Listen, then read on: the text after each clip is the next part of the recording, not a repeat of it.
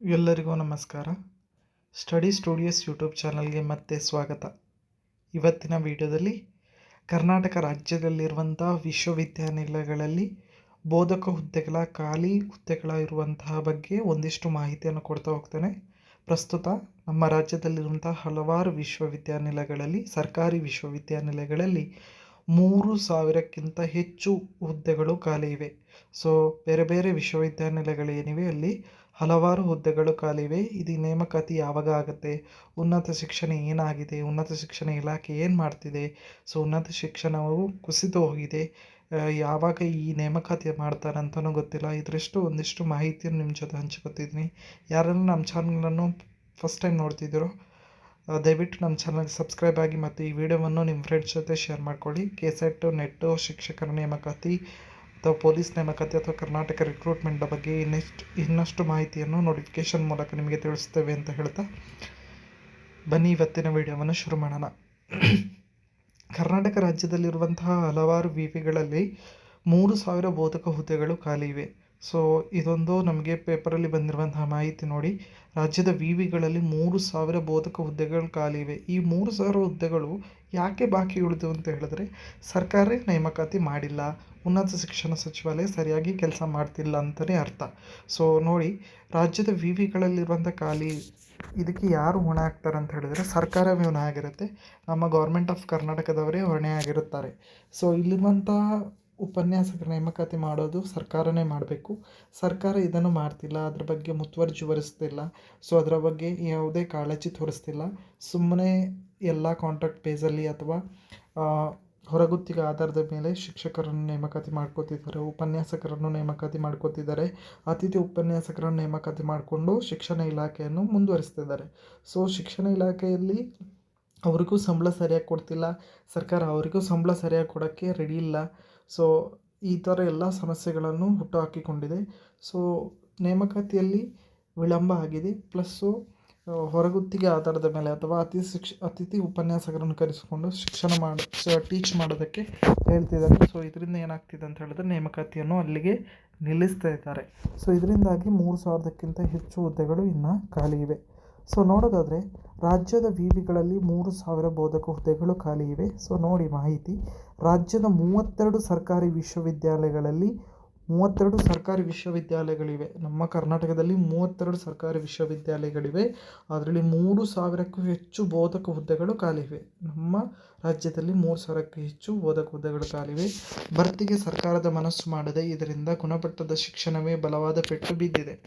ಉನ್ನತ ಶಿಕ್ಷಣ ಇಲಾಖೆಯಡಿಯಲ್ಲಿ ಬರುವ 32 ಸಾರ್ವಜನಿಕ ವಿಶ್ವವಿದ್ಯಾನಿಲಯಗಳಲ್ಲಿ ಅನೇಕ ವರ್ಷಗಳಿಂದ ಬೋಧಕ ಹುದ್ದೆಗಳು ಖಾಲಿ ಇದ್ದು, ಕೋವಿಡ್ ಕಾರಣಗಳಿಗಾಗಿ ಮತ್ತು ಒಳ ಮೀಸಲಾತಿ ನೆಪವೊಡ್ಡಿ ಸಹಾಯಕ ಪ್ರಾಧ್ಯಾಪಕ, ಸಹ ಪ್ರಾಧ್ಯಾಪಕ ಮತ್ತು ಪ್ರಾಧ್ಯಾಪಕ ಹುದ್ದೆಯನ್ನು ಭರ್ತಿ ಮುಂದೂಡಲಾಗಿತ್ತು. ಆದರೆ ಈಗ ಎಲ್ಲ ಸಮಸ್ಯೆಗಳು ಬಗೆಹರಿಯದಿದ್ದರೂ ಖಾಲಿ ಹುದ್ದೆಗಳ ಭರ್ತಿಗೆ ಸರ್ಕಾರ ಮನಸ್ಸು ಮಾಡದಿದ್ದರಿಂದ ವಿಶ್ವವಿದ್ಯಾಲಯಗಳು ವರ್ಷದಿಂದ ವರ್ಷಕ್ಕೆ ಖಾಲಿ ಹೊಡೆಯುತ್ತಿವೆ. ಸೊ 32 ಸಾರ್ವಜನಿಕ ವಿಶ್ವವಿದ್ಯಾಲಯಗಳಲ್ಲಿ 4,709 ಮಂಜೂರಾದ ಹುದ್ದೆಗಳಿವೆ. ಇದರಲ್ಲಿ 2025ರ ಅಂತ್ಯದವರೆಗೆ 1,701 ಬೋಧಕರು ಕಾರ್ಯನಿರ್ವಹಿಸುತ್ತಿದ್ದು 3,008 ಬೋಧಕ ಹುದ್ದೆಗಳು ಖಾಲಿ ಇವೆ. 64% ಹುದ್ದೆಗಳು ಖಾಲಿ ಇವೆ. ನೋಡಿ, 100ರಲ್ಲಿ 64% ಹುದ್ದೆಗಳು ಇಲ್ಲಿ ಖಾಲಿ ಇವೆ. ಒಮ್ಮೆ ಥಿಂಕ್ ಮಾಡಿ, ಉನ್ನತ ಶಿಕ್ಷಣ ಏನು ಮಾಡ್ತಿದೆ, ಉನ್ನತ ಶಿಕ್ಷಣ ಹೇಗೆ ನಡೀತಿದೆ ನಮ್ಮ ರಾಜ್ಯದಲ್ಲಿ ಅಂತ. ಸೊ ಕಳೆದ 6 ತಿಂಗಳಲ್ಲಿ ಬಹುತೇಕ ವಿಶ್ವವಿದ್ಯಾನಿಲಯಕ್ಕೆ ಅನೇಕ ಪ್ರೊಫೆಸರ್ಸ್ಗಳು ನಿವೃತ್ತರಾಗಿದ್ದಾರೆ. ಮುಂದಿನ 6 ತಿಂಗಳಲ್ಲಿ ಮತ್ತಷ್ಟು ಬೋಧಕರು ನಿವೃತ್ತರಾಗಲಿದ್ದಾರೆ. ಬಹುತೇಕ ವಿಶ್ವವಿಭಾಗಗಳು ನಡೆಯುತ್ತಿವೆ. ಇದರಿಂದ ವಿಶ್ವವಿದ್ಯಾಲಯಗಳಲ್ಲಿ ಅನೇಕ ವಿಭಾಗಗಳಲ್ಲಿ ವಿವಿ ಖಾಲಿ ಹುದ್ದೆಗಳ ಭರ್ತಿ ಕಾಯಂ ಪ್ರಾಧ್ಯಾಪಕರು ಇಲ್ಲದಿದ್ದರಿಂದ ಪ್ರಕ್ರಿಯೆಗೆ ಸರ್ಕಾರ ಚಾಲನೆ ಅತಿಥಿ ಉಪನ್ಯಾಸಕರಿಂದಲೇ ನೀಡಬೇಕೆಂಬ ಒತ್ತಡ ಕೇಳಿಬರುತ್ತಿದೆ. ಸೊ ಈ ಥರ ಎಲ್ಲ ಏನಾಗಿದೆ, ಸರ್ಕಾರ ನೇಮಕಾತಿ ಮಾಡಿಕೊಳ್ಳದೆ ಪ್ರಾಬ್ಲಮ್ ಆಗಿದೆ. ಸೊ ನೇಮಕಾತಿ ಇಲ್ಲದೆ ಹಲವಾರು ಹುದ್ದೆಗಳು ಖಾಲಿ ಇವೆ. ಸೊ ನೋಡಿ, ಗುಲ್ಬರ್ಗ ವಿಶ್ವವಿದ್ಯಾನಿಲಯದ ಬೋಧಕ ಖಾಲಿ ಹುದ್ದೆಗಳ ಮಾಹಿತಿಯನ್ನು ಸಲ್ಲಿಸಿ ಭರ್ತಿಗೆ ಮನವಿ ಮಾಡಲಾಗಿದೆ. ಬಜೆಟ್ನಲ್ಲಿ 1,000 ಹುದ್ದೆ ಮಂಜೂರು ಮಾಡಲಾಗಿದ್ದು, ಇದರಲ್ಲಿ ಹಳೆಯ ವಿವಿಗಳ ಹುದ್ದೆ ಭರ್ತಿಗೆ ಸಿಗುವ ಸಾಧ್ಯತೆ ಇದೆ. ಶಶಿಕಾಂತ್ ಹುಡಿಕೇರಿ ವಿಸಿ, ಗುಲ್ಬರ್ಗ ವಿವಿ ಕಲಬುರಗಿಯವರು ಇಲ್ಲಿ ಸ್ವಲ್ಪ ಮಾಹಿತಿ ಕೊಟ್ಟಿದ್ದಾರೆ. ಸೊ ನೋಡಿ, ಬಜೆಟ್ನಲ್ಲಿ 1,000 ಹುದ್ದೆಯನ್ನು ಘೋಷಣೆ ಮಾಡಿದ್ದಾರೆ ಆಲ್ರೆಡಿ.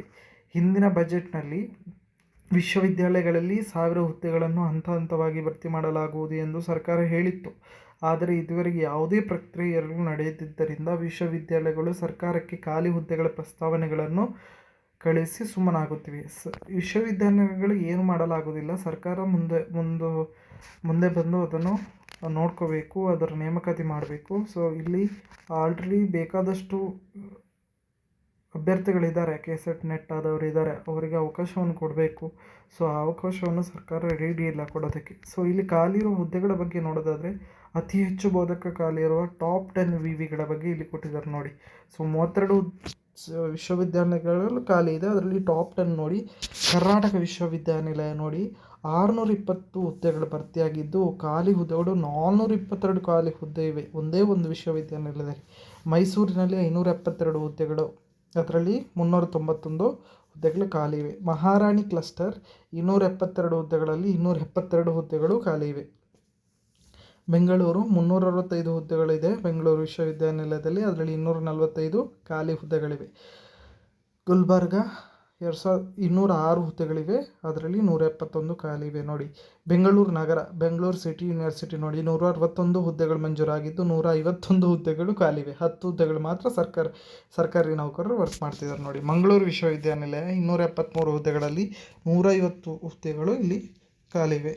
ಹಾಗೆಯೇ ತುಮಕೂರು ವಿಶ್ವವಿದ್ಯಾನಿಲಯದಲ್ಲಿ 217 ಹುದ್ದೆಗಳು ಮಂಜೂರಾಗಿದ್ದು 103 ಹುದ್ದೆಗಳು ಖಾಲಿವೆ. ನೃಪತುಂಗ ವಿಶ್ವವಿದ್ಯಾನಿಲಯದಲ್ಲಿ 100 ಹುದ್ದೆಗಳಲ್ಲಿ 100 ಹುದ್ದೆಗಳು ಖಾಲಿ ಇವೆ. ವಿಶ್ವೇಶ್ವರ ತಾಂತ್ರಿಕ ವಿವಿಯಲ್ಲಿ 228 ಹುದ್ದೆಗಳಲ್ಲಿ 92 ಹುದ್ದೆಗಳು ಖಾಲಿ ಇವೆ. ಸೊ ಈ ಥರ ಬೇರೆ ಬೇರೆ ರೀತಿಯಲ್ಲಿ ಹುದ್ದೆಗಳು ಖಾಲಿ ಇವೆ. ಹುದ್ದೆ ಮಂಜೂರಾದರೂ ಭರ್ತಿಯೇ ಇಲ್ಲ. ಕೆಲವೊಂದು ವಿಶ್ವವಿದ್ಯಾಲಯಗಳಲ್ಲಿ ಹುದ್ದೆ ಮಂಜೂರಾಗಿದೆ, ಬಟ್ ಭರ್ತಿ ಮಾಡ್ತಿಲ್ಲ ನೋಡಿ. ಯಾವುದೆಲ್ಲ ಅಂತ: ಬಾಗಲಕೋಟೆ ವಿವಿ 12, ಚಾಮರಾಜನಗರ ವಿವಿ 36, ಬೀದರ್ ವಿವಿ 29, ಕೊಪ್ಪಳ ವಿವಿ 12, ಕೊಡಗು ವಿವಿ 80, ಹಾಸನ ವಿವಿ 27, doctor BR Ambedkar school of economics ವಿವಿ 17, ಮಹಾರಾಣಿ ಕ್ಲಸ್ಟರ್ ವಿವಿ 272, ನೃಪತುಂಗ ವಿವಿ 100, ಡಾಕ್ಟರ್ ಗಂಗೂಬಾಯಿ ಹಾನಗಲ್ ಸಂಗೀತ ಮತ್ತು ಪ್ರದರ್ಶನ ಕಲೆಗಳ ವಿವಿ 15 ಹುದ್ದೆಗಳು ಮಂಜೂರಾಗಿದ್ದರೂ ಒಂದು ಹುದ್ದೆಯನ್ನು ಕೂಡ ಇಲ್ಲಿ ಭರ್ತಿ ಮಾಡಲಾಗಿಲ್ಲ. ಸೊ ಸರ್ಕಾರ ಏನು ಮಾಡ್ತಿದೆ, ಉನ್ನತ ಶಿಕ್ಷಣ ಸಚಿವಾಲಯ ಏನು ಮಾಡ್ತಿದೆ ಅನ್ನೋದನ್ನು ಇಲ್ಲಿ ಥಿಂಕ್ ಮಾಡಿ. ಈ ಹುದ್ದೆಗಳು ಆದಷ್ಟು ಬೇಗ ನೇಮಕಾತಿ ಆಗಬೇಕು. ಸೊ ನೇಮಕಾತಿಯನ್ನು ಸರ್ಕಾರ ಆದಷ್ಟು ಬೇಗ ಮಾಡಬೇಕು. ಸೊ ಯಾರೆಲ್ಲ ಅತಿಥಿ ಉಪನ್ಯಾಸಕರಾಗಿ ಹೋಗ್ತಿದ್ದಾರೋ ಅಥವಾ ಯಾರೆಲ್ಲ ಆಕಾಂಕ್ಷಿಗಳಿದ್ದಾರೋ ಅವ್ರಿಗೆ ಅವಕಾಶ ಮಾಡಿಕೊಡಬೇಕು. ರಾಜ್ಯದಲ್ಲಿರುವಂಥ ಉನ್ನತ ಶಿಕ್ಷಣವು ಇನ್ನೂ ಹೆಚ್ಚು ಬೆಳೀಬೇಕು ಅಂತ ಹೇಳ್ತಾ, ಯಾರೆಲ್ಲ ವಿಡಿಯೋವನ್ನು ನೋಡ್ತಿದ್ರು ದಯವಿಟ್ಟು ನಮ್ಮ ಚಾನಲ್ ಸಬ್ಸ್ಕ್ರೈಬ್ ಆಗಿ ಇನ್ನೂ ಹೆಚ್ಚಿನ ಮಾಹಿತಿಯನ್ನು ಪ್ರೊವೈಡ್ ಮಾಡ್ತೀವಿ ಅಂತ ಹೇಳ್ತಾ ಎಲ್ರಿಗೂ ನಮಸ್ಕಾರ.